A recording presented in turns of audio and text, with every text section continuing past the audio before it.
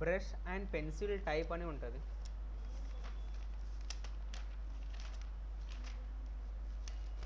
ఫైల్లో వెళ్ళేసి ఓపెన్ అంటున్నాం. ఇక్కడ నుంచి ఒక ఫోటో తీసుకోవాలి.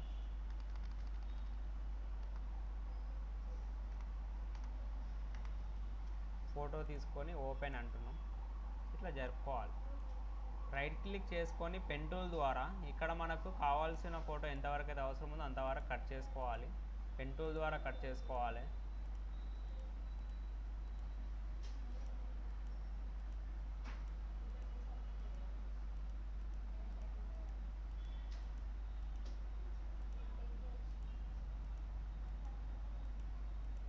ఈ విధంగా ఫోటో మొత్తాన్ని కట్ చేసుకోవాలి నిదానంగా.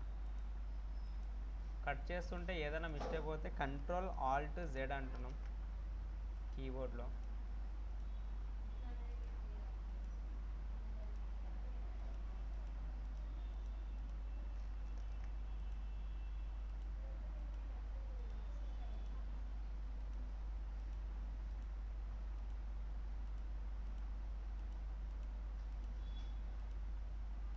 రైట్ క్లిక్ చేసుకొని మేక్ సెలెక్షన్ అని ఉంది ఇక్కడ 2 అని ఇచ్చేసి ఓకే అనాలి.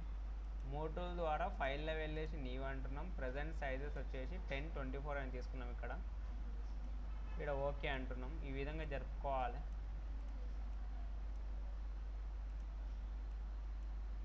Ctrl+T ద్వారా ఫోటోని చిన్నగా కానీ పెద్దగా కానీ చేసుకోవచ్చు. ఎంటర్.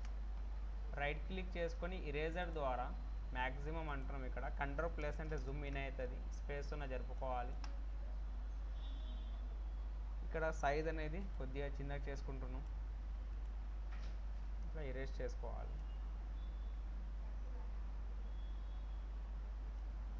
స్పేస్ పట్టుకొని జరుపుకోవాలి. స్పేస్ మరియు మౌస్ లెఫ్ట్ బటన్ పట్టుకొని జరుపుకోవాలి.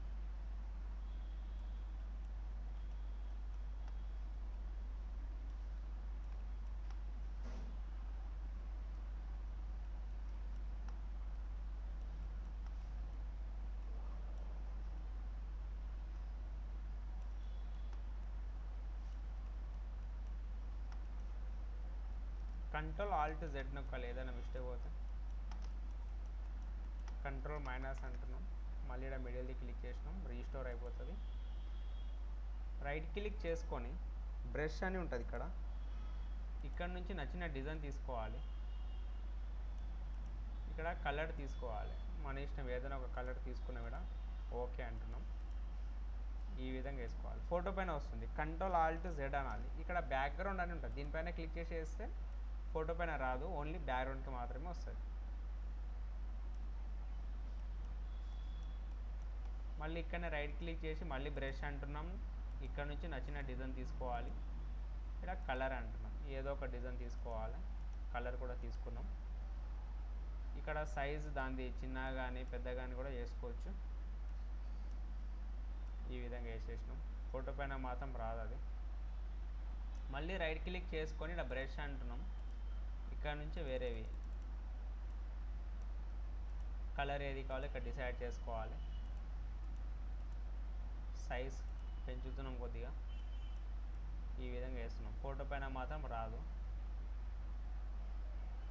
ఈ విధంగా బ్యాక్గ్రౌండ్ డిజైన్ తయారు చేసుకోవచ్చు ఓన్గా. దీన్ని మనం బ్రష్ అండ్ పెన్సిల్ టైప్ అంటాం. రైట్.